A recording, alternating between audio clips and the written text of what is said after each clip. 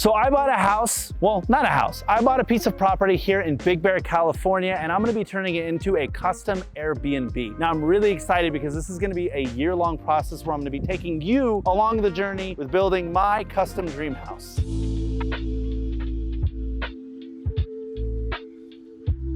I just bought a property in Big Bear, California. It's about an hour and a half away from Orange County or about 2 hours away from Los Angeles, and it's an amazing escape. It's got a beautiful lake, it's got ski resorts in the winter, beautiful hiking in the summer, and I'm gonna be building my first Airbnb here. Now, instead of buying a property that already exists, I bought a piece of land where I'm gonna be able to custom build my own home, and I'm able to do it at a much cheaper price because a lot of these homes are well overpriced because of Airbnb. So I'm gonna be taking you along the journey of what it costs to build this, the do's and the don'ts, and everything I learned while I'm doing this process.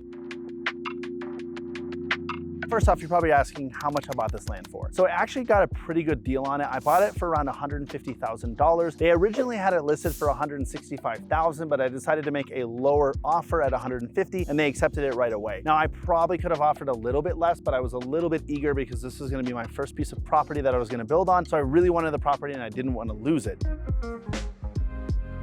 The property is around 10,000 square foot, and I'm actually building around a 6,600 square foot house. But we're not taking up 6,000 square foot of the 10,000 square foot lot because it's 2 stories. So there's gonna be around 3,000 square foot on the bottom and around 3,000 square foot on the top, which is where you're getting the about 6,600 square foot. But now looking around at some of the local lands, this is one of the few pieces of property that's actually flat, which is why I picked this property. So when you're building on a slant, so let's just say this is a huge hill, you're gonna have to spend a lot more money building the foundation, making sure that the soil is correct. So you have to do soil reports, you have to do a lot more engineering, and then when you're actually building it, there's a lot more that goes into the foundation. So right here, as you can see, we just throw down some rebar, we put some wood on the outside, and we're able to just pour concrete. But when you're building on a hill, there's a lot more that goes into it because a lot more things can go wrong. And the problem with that is that when you're looking at a piece of property like that, you're gonna spend a lot of extra money and it doesn't add any extra value to the house. So you're just kind of wasting money to build a house.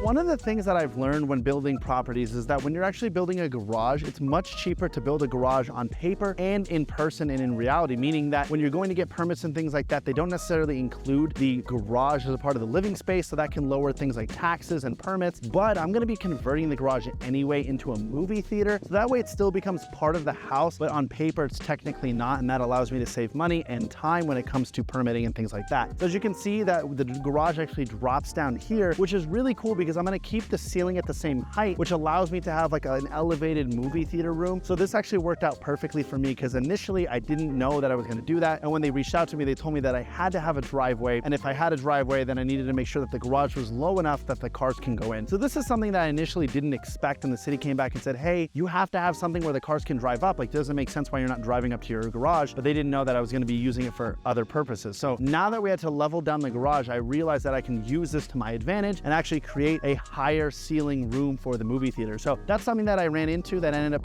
flipping into something more of a benefit, but those are some things that I'm learning along the way.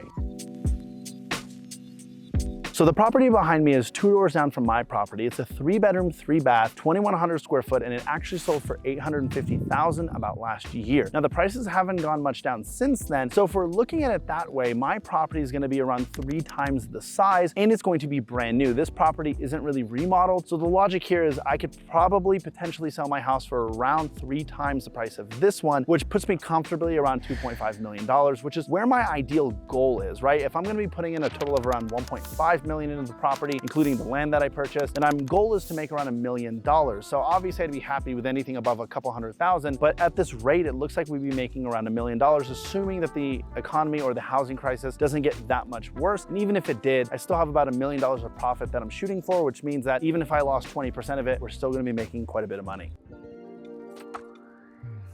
So one of the biggest pros to customizing your home is the fact that I'm gonna be putting this on Airbnb and I'm able to keep that in mind. So as we're building the garage, I'm actually moving windows to make sure that this garage can easily convert into a movie theater. So that way I'm gonna get a lot more renters on Airbnb, because obviously you're gonna rent a house with a movie theater compared to one that didn't have one. And same goes for the big great room behind me. So right behind me, you can see that there's this huge open space, and I'm actually creating one big massive room with ping pong tables, pool tables, a huge kitchen, and a big fan family room all connected. That way, when families are looking on Airbnb, they're gonna be a lot more excited to rent this house because they know that everyone's gonna be hanging out in one room, and it's gonna be a lot more fun than getting a house, for example, that's just got a lot of small rooms where everyone's separated and they're not having fun together. So again, this is one of the ways that I'm gonna be making a lot more money with this house versus if I were to just buy one and have to remodel it or live with the different floor plan that it has, which may not make me as much money. So another reason why, again, it's really important that you be very careful when you're buying land on a hill is that you're going to spend so much money on those soil reports. A lot more things can go wrong. And the way that I view it is that if someone, let's just say, is going to rent the house, or for example, Airbnb it, in those photos and things like that, they're not gonna understand that, hey, you spent an extra $75,000 on the soil reports and the engineering to make sure the house is secure. So they're not gonna be paying you extra for it. Imagine I'm building a house at $1 million and you have to build it at 1.1 million because you're building it on a hill. I mean, you're not gonna add any extra value to the customers or to your renter. So there's really no benefit to be looking for land like that. Now, you might not have an option because it's gonna be a lot cheaper maybe to buy it, but the reason why it's cheaper is because in the end, you're probably gonna end up paying more.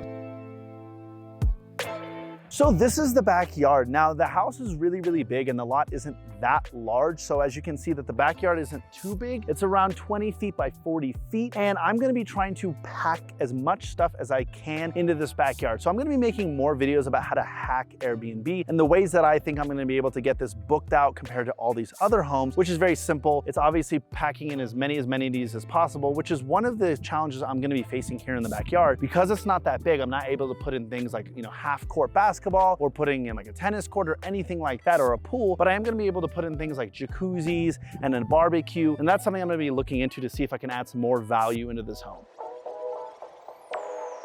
So now let's talk about the negatives of building a home versus buying one. So when you're building a home, you have to understand that there's gonna be a lot of hidden costs because the city can come down and strike certain things and you have to re-change all the build that you're doing. You might have some problems with the construction. And the biggest thing is the time that it takes to build one of these homes. I mean, if you're trying to live in this, you potentially might not get into this house within 2 years. So I bought this property around a year ago and we're just starting to pour concrete next week, which means that it's probably gonna still take around 6 to 12 months to fully finish this house, which is around a total of 2 years. Again, that is a huge con for people who are trying to make money, whether they're renting or even trying to move into the house. And the other thing to keep in mind is the fact that you have to take out loans for a lot of these. I've been very fortunate to be able to pay this in cash, but if I didn't, I would have to take a loan, especially right now at a high interest rate, which in those 2 years, I could potentially be wasting hundreds of thousands of dollars in interest just to build this home, which eventually could eat away at my profit or even potentially just waste me money, even if I'm trying to move in for myself. So take, for example, that you're trying to rent this out on Airbnb. You're not going to be able to make money for around 2 years, let alone the fact that it might take you a couple months to get the permit in, let's say, a city like Big Bear here. So you might go 2.5 years without making a single dollar. So not only are you losing money on the interest, you're going to have to be making those payments and making sure that you have the money to be able to make those payments on top of the fact that you're not going to be making any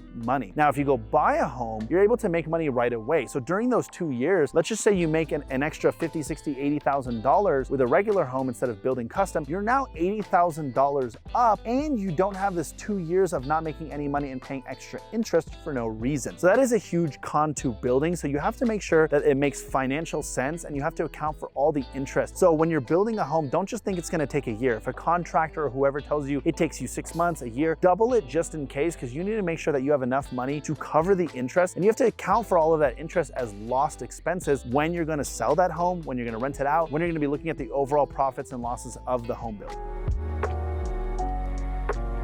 So these are the types of things that you need to know when building a home, especially versus buying a home. And if you want to learn more, be sure to follow me on my journey because I'm going to be building homes, buying homes, remodeling homes, and just so much more. So stay tuned. Don't forget to subscribe, and I'll see you guys later.